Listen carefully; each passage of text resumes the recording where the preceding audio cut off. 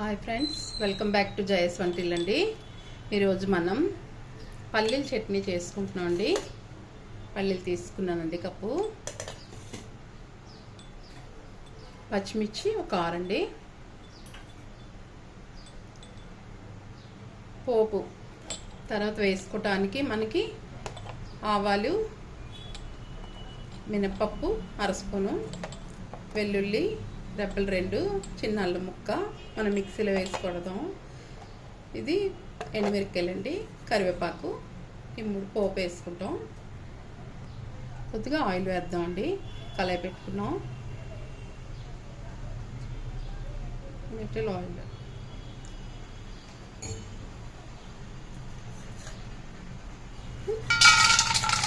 వేరుశనగ పలుకులు వేసుకుంటున్నాం అండి.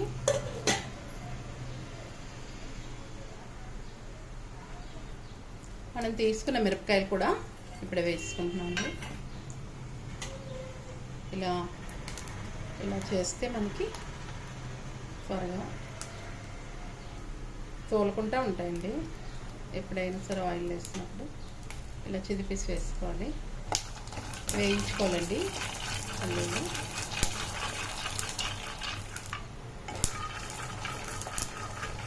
ఇలా మంచి కలర్ వచ్చాక ఆపేసుకోవాలండి. స్టవ్ ఆపిస్తామండి. వేగిపోయండి, మనకి కొద్ది చల్లారే కూడా మిక్సీ జార్లో వేసుకుందామండి. మనకి పచ్చిమిరపకాయలు కూడా దాంతోపాటు వేగిపోతాయి, మనకేం పర్లేదు. చూసారా ఎలాగే వేగిపోయా. కొద్దిగా కళ్ళుప్పండి, 1/2 స్పూన్కి ఎక్కువ, 1/2 స్పూన్కి తక్కువ, చిన్న అల్లం ముక్క, వెల్లుల్లి, కొద్దిగా జీలకర్ర అండి, చెప్పలేదు ఇందాక. మిక్సీ చేసేద్దామండి. ఫస్ట్ నీళ్ళు వేయకుండా చేస్తున్నానండి, తర్వాత పొడయ్యాక నీళ్ళు వేస్తాను. ఇలా పొడయింది కదండి, ఇప్పుడు మనం నీళ్ళు వేసి మిక్సీ కొట్టాలి. మిక్సీ చేస్తామండి.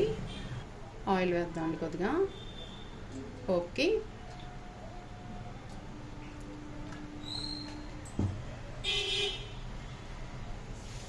కొద్దిగా జీలకర్ర కూడా వేసానండి, ఆవాలు, మినపప్పు, జీలకర్ర పోపు వేసుకుంటాం.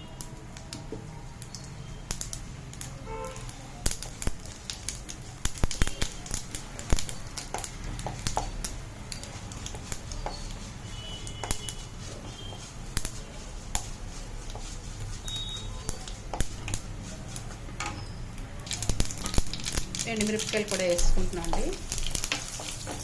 పోపు వేగాక స్టవ్ ఆపిస్తానండి. కరివేపాకు కూడా వేసుకుంటాం, అవి వేడికి వేగిపోతాయండి. పోపు చల్లారుతుంది. ఇదొక మనం గిన్నెలో మార్చుకున్న బౌల్లోకి చట్నీ. చూసారా, చట్నీ మనం రుబ్బుకున్నట్టు వచ్చింది. ఇలాగే చేసుకోవాలి ఎప్పుడూను. పోపు చల్లారకి వేస్తున్నామండి, వేడి మీద వేయకూడదు.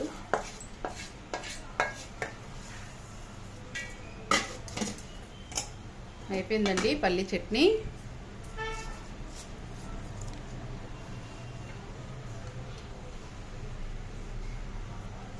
బాయ్ ఫ్రెండ్స్, నెక్స్ట్ వీడియో కలుద్దామండి.